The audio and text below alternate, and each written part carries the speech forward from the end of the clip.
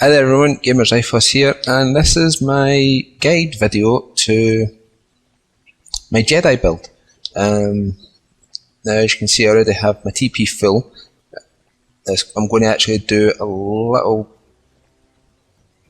battle with Lucille here, just because there has been one or two changes made to the build since the preview video was uploaded, and I just wanted to show off what the new build can do. So first of all, I'll just go over the arts that I have. We have Geolibrium here, which you might want to keep on at all times because it will be healing you constantly. Essence Exchange, because this is a skill you're going to use to basically keep your TP maximised at all times. It does swap your current HP for how much TP you have. So if you have really low TP, you're going to have really low health, which is where Geolibrium comes in. I only have it at level 4 just now, but when it has its third cooldown bar done on, it heals me for 1001 HP every 2 seconds, or 3 seconds, whatever it is. So that gets me back up to full health rather quick. Let's move out of Lucille's way here. And then if you've watched my Untouchables build, you'll see that I have Ghost Factory here again, and you'll know what that's for. Astral Heal, I have this here just in case your actual allies get hit too much to be taken out of decoy, which Ghost Factory gives them. As long as they don't get hit and killed in one hit, use this to heal them up, if you want to keep them alive, that is. And then I have my actual attacking skills. We have Starlight Duster, because it's a 9-hit skill and it does some good damage. Starfall Blade, which is a 3-hit and also does a lot of damage. Starfall Rondo, which is 6 hits and so far is doing the most damage per single hit. And Starfall Blossom, which I only have in there because there's no really any other non-TP skill that I could put there, which is melee. I don't really use it for the actual TP boost, but it comes in and does some good damage when you need to do it, and it hits 3 times. So we'll get straight into this now. I'm going to show you what I'm doing with this build now. And what I'm trying to do with it is I go into overdrive, I try and keep myself away from getting hit from everything, and I don't start attacking until my overdrive count is maxed out. So when I go into overdrive, it straight away goes into a 20 count for overdrive. Then every time I use overdrive again, adds on another 20. So what we might be doing here is going straight into overdrive, using Ghost Factory, and then using overdrive again. And then from there, we use Essence Exchange, use Geolibrium to start healing, use Ghost Factory because you don't want to mess it up, and then do it another twice. And you could start attacking from this point, or you can get launched like I do. I'll go straight back into... Oh, can't need to do that. I'll go into Ghost Factory again, go back into that, and now I have maxed out without using any arcs, well, attacking arcs. So now we'll start doing some damage.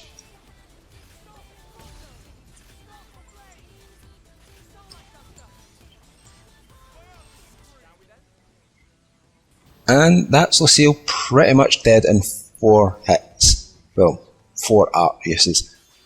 So that's basically what I've been doing with this build. I've just been trying to maximise everything I can with it, while making sure that it's easy to stay alive. Sorry, but I was just scratching my nose and I accidentally hit my mic. Now, I'll show you what I'm using for this. Now, I don't have any of my arcs gain TP augments on anymore, but I'll show you what I do have. Now, I do want to get this melee attack boost 5 upgraded to another melee attack up 20, and they're probably going to replace the Nullify Ether Reflect as well. This is a purely Ether build, so you need that if you want to be fighting anything that can reflect Ether. I was fighting the Nemesis Telethia earlier online, so I need that just so I didn't kill myself really. But you're going to basically just want a lot of attacking augments on these just to raise how much damage you're actually doing. The armour that I'm wearing is exactly the same armour I was wearing in my Untouchable build, so you don't really need to worry about that. But I have changed the augment that's on the actual armour. Everyone now has potential up 20 on them, which you can see my potential is raised to 490 using this. It's almost at 500. May be able to get it a little higher, I'm not sure yet. I will mess about with it, and if I can get it higher I will post an update about it, but as the moment I'm only be able to get it to 490. If I change a few things about, it would go higher, but I'm happy with where it is just now. So they all have potential up 20 on them. And we'll go into the arts, which you've already seen me doing, but there is other arts there, but these are the ones that I've found work best, for me anyway. If you want to take the build and then add on to it, take away, just make it your own, that's fine with me as well. I'm just giving a basis, a foundation for what could go here. So I've already showed all of that, and I'll just show the skills I'm going. As I've said, it is a ether based build, so we do need Core Crusher there. Now you can't do any damage to appendages, like can't break anything. I was saying I didn't even break the foot of Lucille there, and I should have with the amount of damage that I'd done.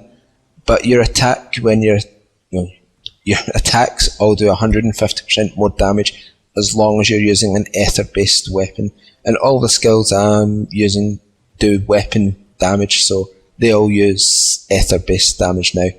If I was using a gravity based weapon, they do gravity damage, but because I'm using an ether weapon, they all do ether. Along with Core Crusher, you also use Ether Boost, or Ether Boost, however you want to say it.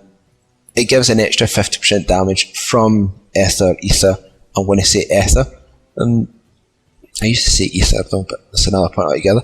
And then we've got Supreme Sword. I'm sure I had this in my Untouchable guide. But as you can see, it's boosting your damage by 100% when you use 2, 3, 4 melee attacks one after another. And then we've got boost potential by 20%, which comes from the Inner Search skill. This is what's getting me up to almost 500 potential on my build. And then we have boost melee attack again from Mighty Muscle, which is another 30% attack damage, so that's another really good skill to get. And you can see you can get Mighty Muscle from the Striker class, Inner Search from the Enforcer, Supreme Sword from Blast Fencer, Ether Boost from Blast Fencer, and Core Crusher from the Psycryptor. So those are the classes that you will need to max out to get these skills here. Now, I can't remember the exact places to get many of these augment items, so I'm just going to travel back to the district. I'm going to do this video with the build guide showing everything that I've got, and I'm going to try and fit in as much of the actual items as well, just to keep them all in one place instead of traipsing through several videos to find everything you need. Right, so attack up augments.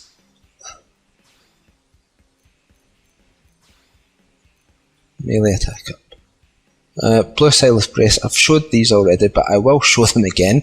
I can't really break the Cantor, the correct area for the Cantor, so we'll just show where to go with that. Yes, there. So first of all, for the, I think this is the blue Silas Brace I'm going for, you travel to area 204, or FN 204 in Noctilum.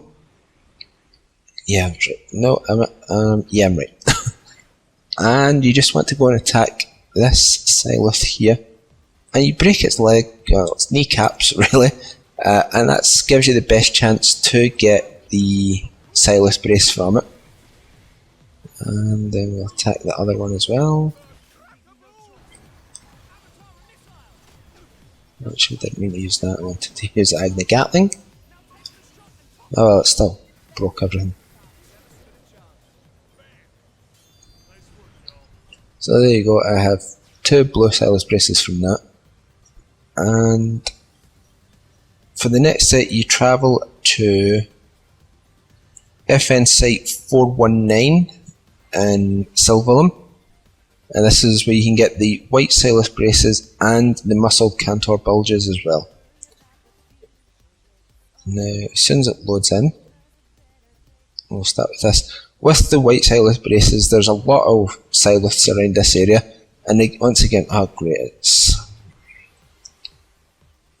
it's all foggy. But again, with the Siliths in this area, just attack their kneecaps again and break them. I just teleported to a little area to the side just to get rid of the fog. So just attack their kneecaps. I showed exactly where all these were in the previous video, and the Cantors are over here. With the Cantors, I won't be able to do it because I really don't want to change my build and take up some more time on this. You attack the hands to get the muscled Cantor bulges from them. And yeah, we'll travel back to the administrative district and we'll find out what I need for potential up. Can't quite remember that part either. Now, a quick way to do this, to get all the items you would need, would be to fight the global nemesis. Get as many blade medals as you can. If you don't know how to get blade medals, say to me in the comment section. I will help you get them. I'll tell you the quickest way to get them. So let's see. So with that, you get the blade medals. Go in and fight the global nemesis. Break everything on it you can, get all the items, and then trade them in for reward tickets. Trade those reward tickets in for the items that you need to build these augments. That is possibly the quickest way to get everything that you need. Now, potential boost. Distilled sap. Distilled sap you can get from killing the Siliths. They are a main body drop, so you're just going to have to rely on luck to get them. Or, as I said, trade in reward tickets for them. That would be the quickest way to get them, because they are, for me anyway, they have been quite a rare drop to get distilled sap. The blazing gas sack you get from a tyrant, which is the quickest way I found to do it. And the Lepix Moonstone comes from a Lepix in Silverlum. So we'll show you where the blazing gas sack is just now. I'll jump into my skill. So for the blazing gas sack, the easiest way I've found one is to travel to, either go to the central Ibra ravine in Oblivia, or go to FN Site 321. Both of them are at opposite ends of the same area, but if you go to FN Site 321 and travel slightly south, you have to do this during the day between 5 AM and 7 PM. That's the only time that this tyrant appears. If you travel down this way, it looks like a giant sphinx. One of the things you fought at the end of chapter 6, I'm sure. Or will fight it in the chapter. There it is there. So you fight this, but you attack its tail.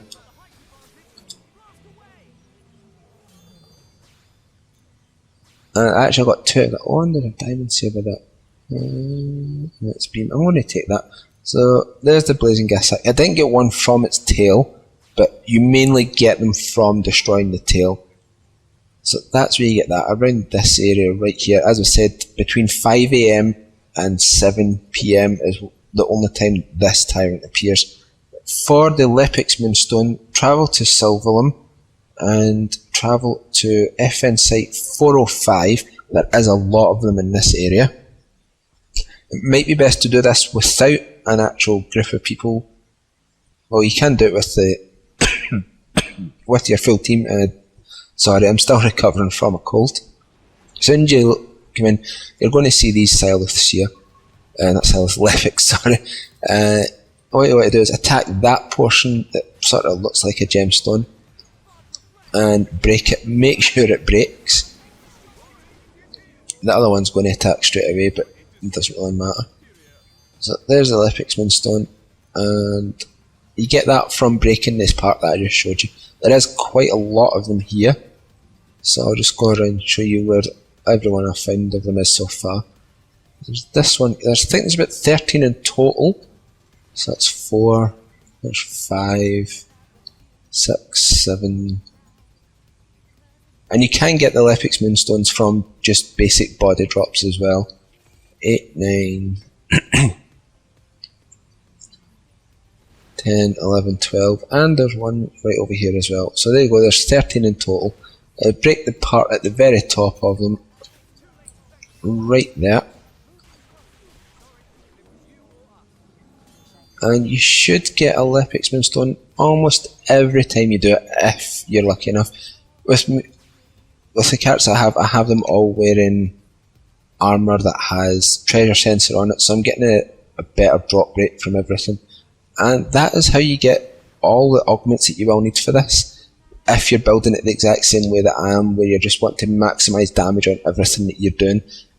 You don't really need the Ether Reflect Null unless you're really going to be fighting something that's going to be reflecting ether quite often, and I'm saying that differently every time I say it. But that's pretty much the entire build and everything you will need to complete it. I hope you have fun with it, and I'm actually working on 2 new builds right now as well. 3 technically if you count the scale build, which is this big pink monstrosity here. It has 2 super weapons on it. It has the Deus Crusher and the... I can't remember the name of that. Deus Crusher and the Detonation Field, that's it. They're both level 60 super weapons.